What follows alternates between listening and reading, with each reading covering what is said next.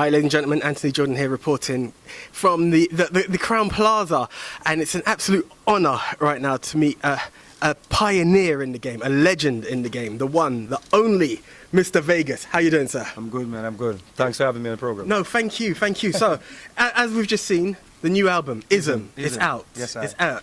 How's it feel? How's it feel to have it out? What's the reception been like for yourself so far? Yo, listen, mate, everyone that has listened to this record, is, totally blown away. You see what I'm saying? By the growth, one, and the message. You see what I'm saying? And the way it's put together. The amount of research we did, where we're coming from, because it's not just myself. The other producers, the other engineers and stuff like that. So it's the growth and the lyrical contents, because remember Mr. Vegas, people know Mr. Vegas as a dancehall artist. They broke it down and the heads high and the party turn up and so forth. So for people to listen to this album and hearing the message, trying to connect back, especially Jamaicans and West Indian people to their African roots.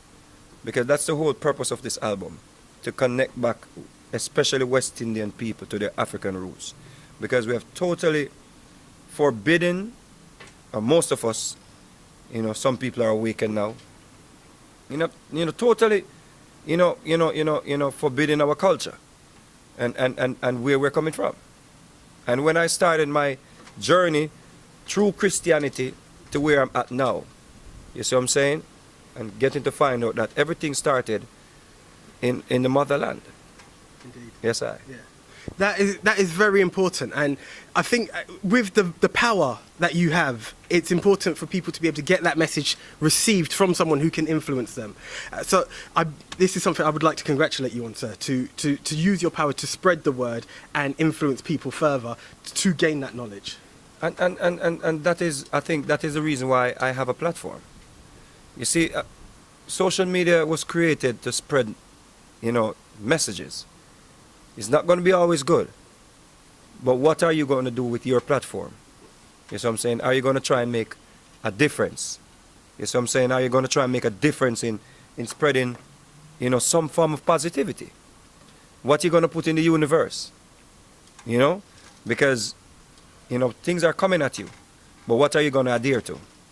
And that is important for me, to use my platform, not just to always push dancing song and sexy songs, and that's all good, because we want the girls to be sexy. We want them to enjoy their sexiness. We want them to look sexy. A woman is supposed to look sexy, feel sexy, without have to worry about someone is going to attack me. You see what I'm saying? Or attack her. So, this album, it's just a joy, the way people are receiving it, one, and the fact that we could pull it off.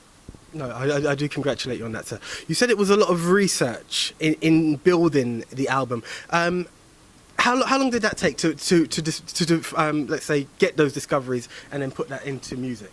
It's a journey. It's an ongoing journey. We're still learning, and this is just one chapter. You see what I'm saying? This is just one chapter. Maybe the other chapter is going to be something more up-tempo, but we're still going to have message in there. The message in there.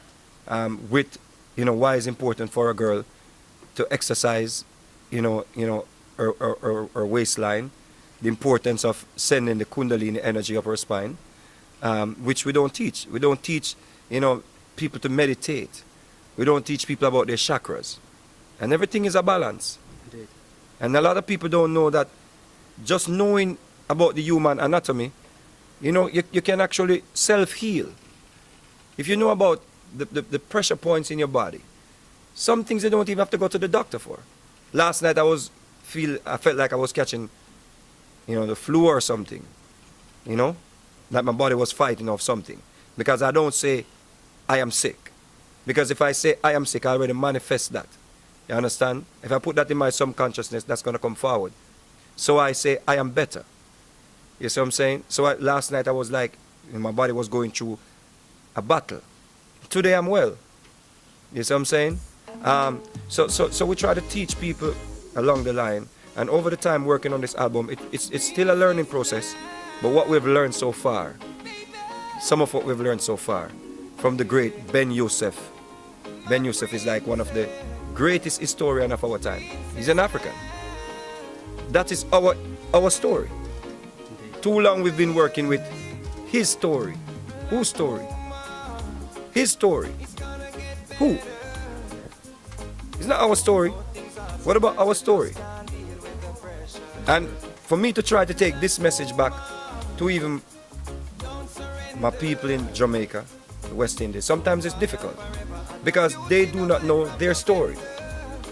So they see it as blasphemous. Because they're saying, oh, if I should say, Ogun, if I should say, Shango, if I should say Yaruba, they're gonna be like, oh, he's blaspheming. But then we have angels named Michael. Michael is a European name.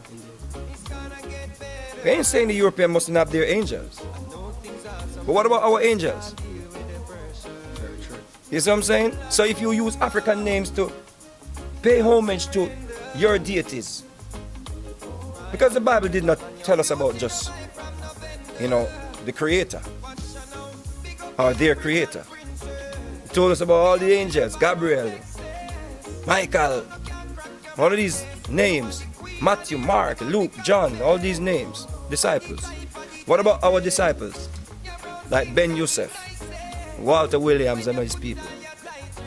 What about our disciples? What about the gospel of Ben Youssef, who went into ancient Egypt, lived among snakes and crocodiles to bring us the information of where we are coming from along the Nile. Not just in Egypt, but all the way from up Uganda, down to the Nile, through Ethiopia, through Sudan. What about our history? It needs to be told. It needs to be told. So why should I be afraid of people saying, oh, your career? Oh, people are going to say you talk too much. People are going to hate you. Yeah. They did a poll in Jamaica. I was the most hated in my country. Why? Because I'm bringing this information and I'm challenging the status quo. I'm saying, yeah, it's good, nice. I still like the party songs them too. But what is my purpose? And that is the key. That is the key thing. There is a purpose and a message to be delivered. Right. And it is being delivered. And it's much, I believe where you say that a poll can reveal that is, on a personal note, I will say, it's when we are given news or information that is contrary to the norm. They see it, it's a difficulty to accept. Most definitely. But we're living in an era of information. We're living in an era of information. And whosoever is going to sit there and say, I don't want to learn anything new, that's on you. I want to learn what's up. I want to learn how did I become a smith. Is that an African name? No. It's not. So that means I have the name of my plantation owner, Smith. I'm from the Smith plantation. So I went to Uganda. Mega D said, your name is Subi. So, Subi? Never met this man before. He just looked at me. Your name is Subi.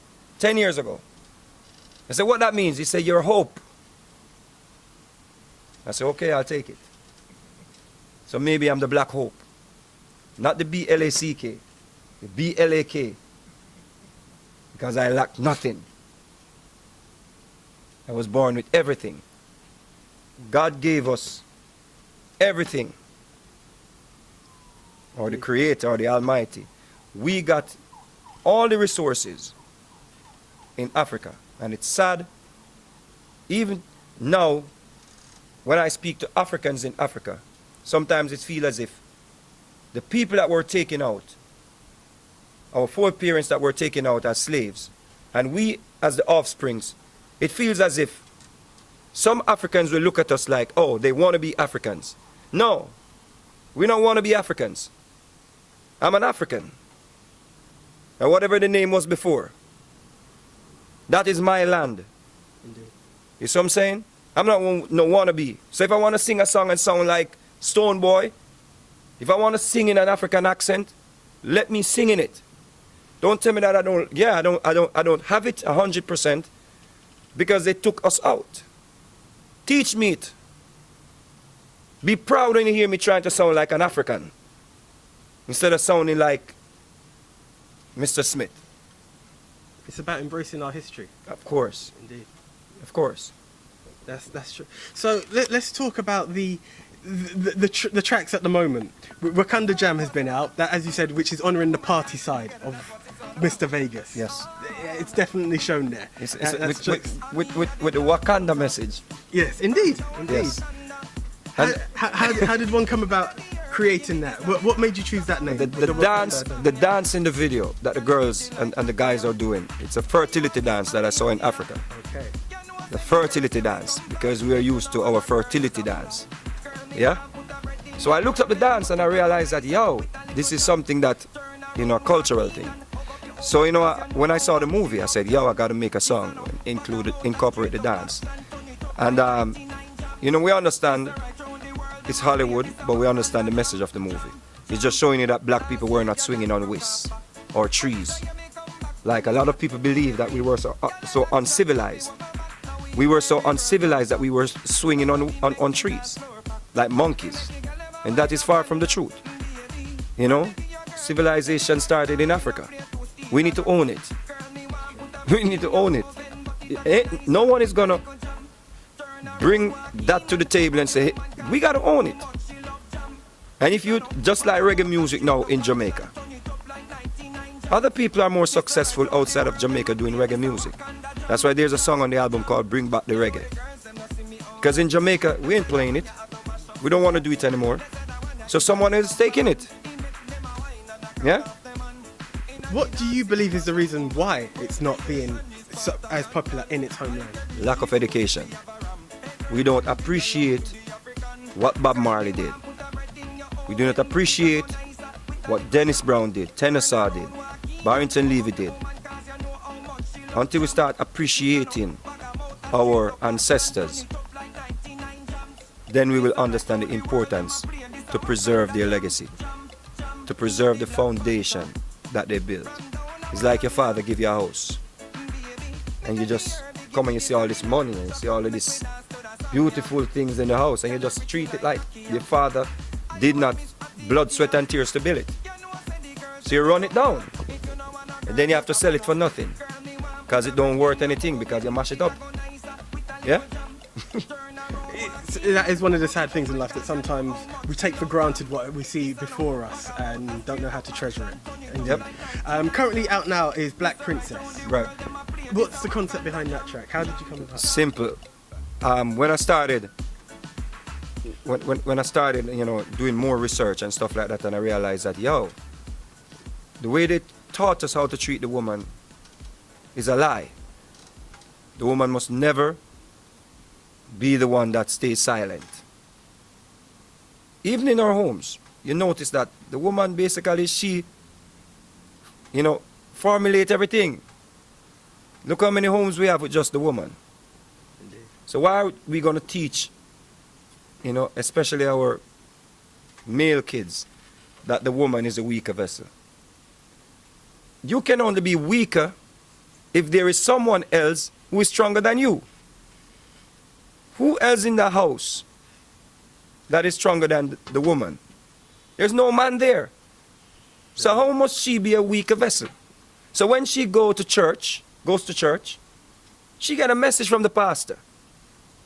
Oh, a woman is the weaker vessel. That's in the Bible. And she owns that. But who is he comparing her to? Because she go home and she do the work as the man and the woman. So Black Princess has to be first. And this is the first song on the album. Yes, that's fitting. That is fitting. I respect that a lot. Yes. The breakdown, not that I disagreed with it, but I've never seen it from that point of view. I've always believed in it, but I've never seen it from that point of view of, in comparison to who are you saying that's weaker? It can only be, you gotta, who you gonna put her beside? What's the teaching in English? Weak, weaker, whatever. Strong, weak, weaker. So where's the strong? How did you get her to be weak or weaker? Where is strong? Who is strong? It's her alone. Single mothers. That's true. That is true. Because, again, because of circumstances and because of lack of education and lack of, you know, the way we raise our boys. Lack of education, lack of knowledge, the way we raise our boys. We teach them that, you know what, you're the one, you're the macho one. You know, be tough, you know, and they grow up that way. And they treat the woman as such. And as soon as some women start making some money, they ain't gonna take that abuse anymore. So they be like, yeah man, I ain't gonna take this no more because everyone has feelings. Yes, sir. That's very powerful. And there are so many tracks on here, but I'm sticking to those that are out there. The album is currently out. As you said, it's a different style to what what people would expect from Mr. Vegas. But it's a very important message. It has a very cultural side to the reggae, which I think is also very to be admired. It has that feeling of traditional reggae, which you said we have to honour and not take for granted. It's like watching Denzel Washington career. You see Denzel Washington do some drama shows. You see him do, you know, gangster shows. You see him do comedy. You know, so you see him doing comedy. So I just think music is the same way. It's an art. You know what I'm saying? I'm not gonna paint the same picture, you know, all the time. It's true. You know what I'm saying? It's an art. Head's Eye was chapter, you know, chapter. I Am Blessed was a chapter. Rock It Down was a chapter. Sweet Jamaica, another chapter. Gospel album, if you want to call it gospel, was another chapter. An important chapter because that chapter is what led me to this. And the book is not finished. No, Far from finished. And I admire the education that's coming on in this chapter and the chapters to come. Of course, and there's so much information, but this is the start, man. It's a start for you to question some things. At least think. I was blind, but now I think. Yeah? That's great. So, can I just ask for, if it's not too much, an a cappella of one of the tracks on the album that you'd like to spread a message with? I know, say enough of them, I say we confused. Give them the truth and I hit them refuse. But it's time to win, a long time we are lose. So that's why all them drugs and them poisonous booze. Damn it, them stole everything from Kemet. The motherland with the resources, them in a bit. They run us up and put us on a Jesus ship. And held us captive on the side of the planet. You don't want to hear the truth, it's just the way they plan it. Sending your food with the GMO to make you vomit. Them give you 66 books, you can't understand it. So you have to get a pastor in a church where you canis. Thank you very much, sir. That is just a small taste of what you can expect on this album. Kemet. It's on the Ism album, which is out now. It's available on all digital platforms and on CDs. And we are basically touring, selling the CDs to people, giving away the CDs. We bootleg the album ourselves just to give, you know, people, especially in Jamaica, the CD, so they could get the message. That's what it's about. Yes, sir. It's more about the message than anything else. You've heard it from Mr. Vegas himself. Yes, sir. Is there a final message you'd like to give to the viewers? We just keep doing music, man. Go out and support the album. If it's something that you enjoy, man, you know, that's a plus. Well, sir, thank you very much for a very insightful interview, giving us a load of information and something to think about. And it's been an absolute pleasure to meet you, sir. That's what it is. Thank you very I was much. blind, but now I think. Indeed. It's there. Please, ladies and gentlemen, Isms, it's out now. Support it. It's a chance to be educated as well. So for myself, Anthony Jordan, and the one and only Mr. Vegas, signing out. Bye. Yo, this is Mr. Vegas, and you can win a copy or a download of my album, Ism. All you got to do is send your email, or if you want a physical CD, you can send your address and we send it to you. The question for today is, who is Serapis Christos? SERAPIS CHRISTUSRTOS. I don't see blessing, Ben TV get the blessing. Oh, yes.